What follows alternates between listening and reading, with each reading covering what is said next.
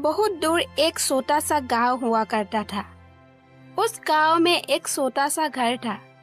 उस घर में विनोद नाम का एक आदमी रहता था। विनोद दान पुण्य करने में सबसे आगे रहता था।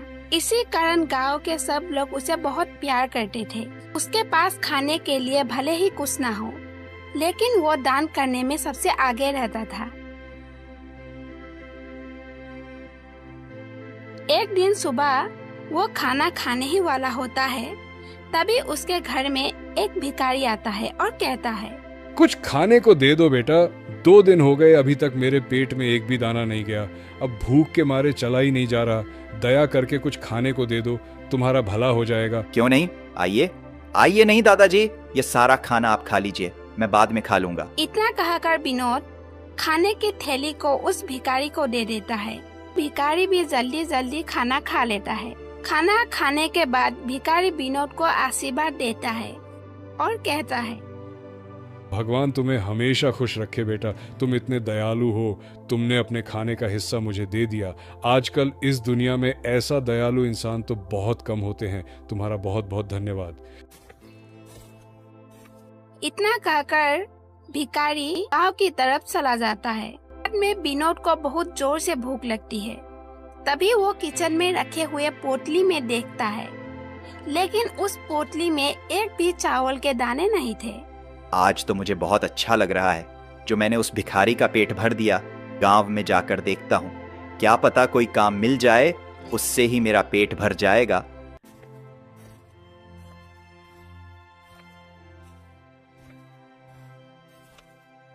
तभी वो घर से निकलकर काम ढूंढने के लिए जाता है। तभी आधे रास्ते में लाल विनोद को देखकर कहता है, मैं काम करके थक गया हूँ। अच्छा हुआ विनोद इस तरफ आ रहा है, मैं उससे ही काम करवा लेता हूँ। वह तो एक नंबर का उल्लू है। मेरे एक बार कहने से ही वह मेरा काम कर देगा। इससे मुझे आराम भी मिल जाएगा।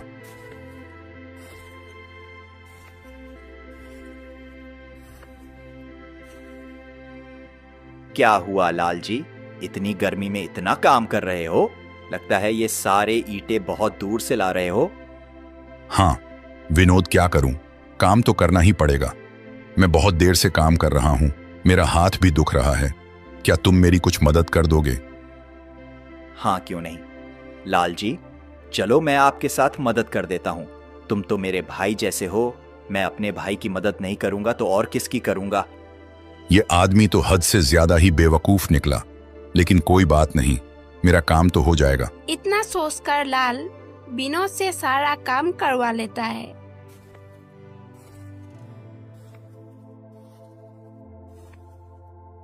सारा काम हो जाने के बाद लाल विनोद से कहता है,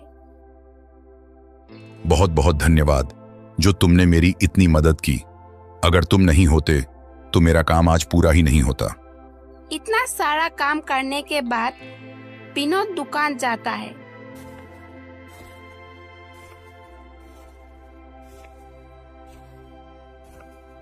और उधारी से एक चावल का पैकेट ले आता है और घर जाकर खाना बनाकर खा लेता है और सो जाता है।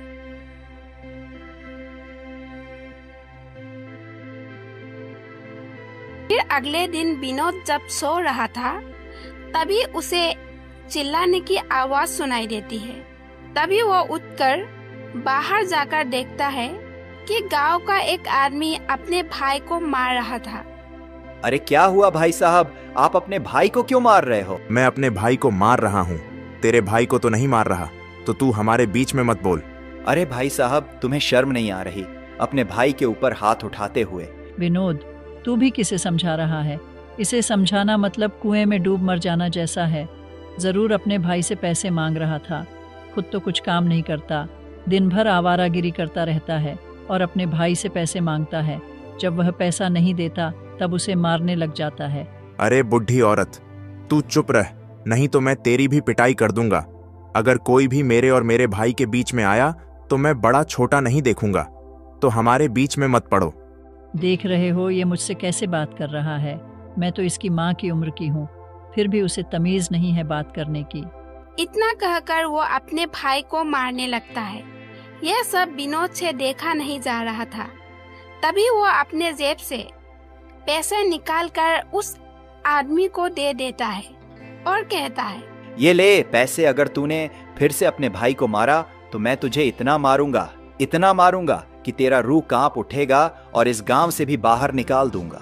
सारे गांव वाले उसे देख रहे थे। तभी एक आदमी आकर विनोद से कहता है, अरे भाई, तुम तो बहुत बड़े अच्छे इंसान हो। तुम हर किसी की मदद करते हो। अगर आज तुम नहीं आते तो बेचारे इसका क्या हाल हो जाता। मैं और मेरे गांव वाले यह चाहते हैं कि इस बार तुम ही गांव का मुखिया बनो ना, कि वह लालची शंकर। अगर तुम गांव के मुखिया बन गए तो गांव में तरक्की होगी और हमें राशन भी ठीक से मिल पाएगा। और वह शंकर बहुत ही लालची इंसान है।